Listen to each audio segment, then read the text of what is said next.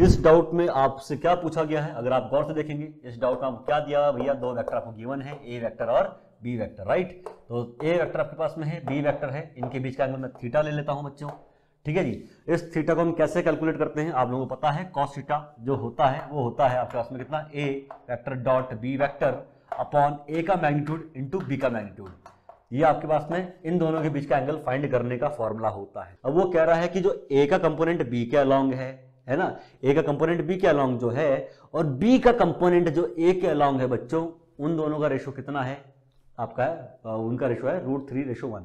तो इसने जो मैं मान लेता हूं कि ए का कंपोनेंट बी के अलोंग कितना है, इसको मैं मान लेता हूं ए क्या मान लें हम लोग, ए डैश मान लेते हैं, ठीक है भाई, ए डैश वेक्टर मान लेते हैं या ए डैश आप उसको मान लीजिए। और बी का कंपोनेंट ए के अलोंग बच्चों कितना मान लेते हैं हम लोग, बी डैश वेक्टर मान लेते हैं। तो आपको पता है कि ए डैश वेक्टर कितना होगा बच्चों, ए डैश वेक्टर का जो मैग्नीट्यूड होगा है ना, ए का कंपोनेंट बी के अलोंग कितना है, ए डैश वेक्टर है, इस ए डैश वेक्टर का मैग्नीट्यूड कितना होगा, ए का मैग्नीट्यूड इंटू कॉस थीटा। अच्छा, ए का मैग्नीट्यूड को मैं सिंपली ए लिख सकता हूं, कॉस थीटा की वैल्यू आपको पता है, A vector dot B vector upon में क्या है बच्चों, अपॉन में हमारे पास में ए का मैग्नीट्यूड इंटू बी का मैग्नीट्यूड, राइट।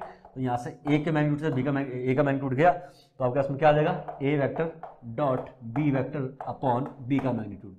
उसी प्रकार से बी वेक्टर का जो कंपोनेंट है वो ए वेक्टर के अलोंग कितना माना है हमने, बी डैश वेक्टर माना है।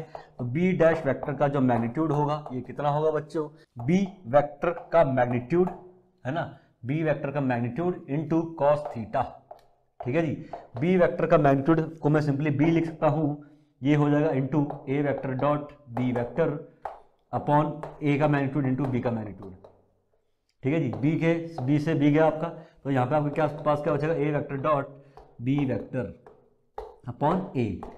अब क्वेश्चन में आपको क्या बोल रहा है, अगर मैं क्वेश्चन को ध्यान से देखता हूं तो क्वेश्चन में आपको क्या बोल रहा है कि भैया ए का जो मैग्नीट्यूड है बी के अलोंग जो कि ए डैश वेक्टर है, ए डैश वेक्टर का जो मैग्नीट्यूड है बच्चों वो कितना है, वो √3 टाइम्स है किसके, बी डैश वेक्टर के मैग्नीट्यूड के। मतलब बी वेक्टर का जो कंपोनेंट है ए के अलोंग बी डैश वेक्टर, उसके √3 टाइम्स है ए डैश का मैग्नीट्यूड, राइट। तो सिंपली मैं इसमें क्या लिखता हूं, A dash is √3 times the B dash का मैग्नीट्यूड, राइट।